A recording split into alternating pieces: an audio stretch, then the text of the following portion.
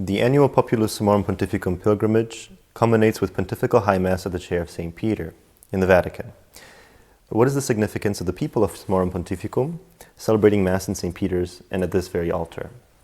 Well, I think there's a tremendous significance to it, obviously. This is the Basilica of St. Peter. This is the church built over the burial place of the first Pope, the Apostle St. Peter.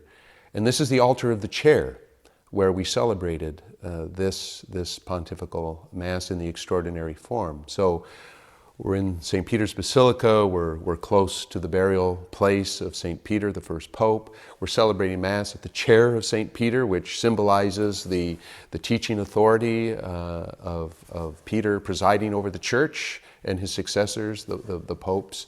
So I think in a very real way, it was bringing this experience of the pilgrimage, the Summorum Pontificum pilgrimage, bringing the experience of the tradition of the church, bringing the experience of the extraordinary form of the Mass there to the heart of the church and uniting it very closely to our Holy Father, who had a beautiful message that Archbishop Pozzo read to the pilgrims gathered there. So I think there was tremendous significance for it to be there, so that we know that this great form of the Roman rite of the Church belongs at the heart of the Church and not on the fringes of the Church. And for me personally, it was an incredible experience. I think if on the day of my ordination as a priest or even as a bishop, if you had told me that I would be celebrating a pontifical high Mass in the extraordinary form at the chair of St. Peter in St. Peter's Basilica, I think I would have told you were crazy. And yet there I was. And it was an incredibly powerful spiritual experience for me, I can tell you that. What is the significance of the 10-year anniversary of Pope Benedict's motu proprio Summorum Pontificum? Will this motu proprio be a lasting legacy of Benedict XVI's pontificate? Has it led to a kind of renaissance in the Church? Yes, I think that it's important that we celebrate the 10th anniversary of this great gift of our Holy Father, the Pope Emeritus, Pope Benedict XVI. I see the motu proprio as a tremendous gift that he gave to the Church. Pope Benedict XVI, has a great love for the sacred liturgy. And very early on, this is not something that he came to as the successor to St. Peter, as our Pope, but long before he became Pope, from some of his earliest theological reflections and writings as a great theologian of the Church, he always had a very special focus on the sacred liturgy and the importance of the sacred liturgy.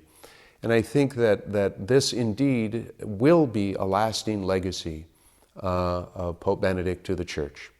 That he gave us this motu proprio, he gave us this gift of Summorum Pontificum, which has sort of unleashed, if you will, or uncaged the traditional Latin Mass to allow it to flourish once again in the Church in a very natural and meaningful way. And I think that it's going to be a lasting impact on the Church. Because now that it has been sort of unleashed, unchained, and allowed for greater use in the Church, it has attracted new followers, new devotees of the traditional Mass. Young people, are discovering their own Catholic heritage, and they're discovering it, and they're falling in love with it. This is going to be something that is not going to be able to be put back in the box, as we say.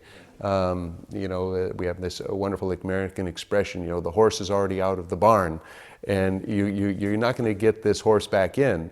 I think that too many people have come to see the beauty of the extraordinary form, this great part of our Catholic tradition, and I think this will have a lasting effect in the Church. So I'm very happy that we're going to celebrate the 10th anniversary, and I continue, as I once expressed to our Holy Father, Pope Benedict XVI, during my ad limina visit in 2012, my own personal gratitude to him for issuing Summorum Pontificum, for not only having that wonderful liturgy flourish again in the Church in a natural way, but also with a hoped-for effect on the ordinary form of the liturgy as well, going forward as the liturgical renewal and reform continues in the Church.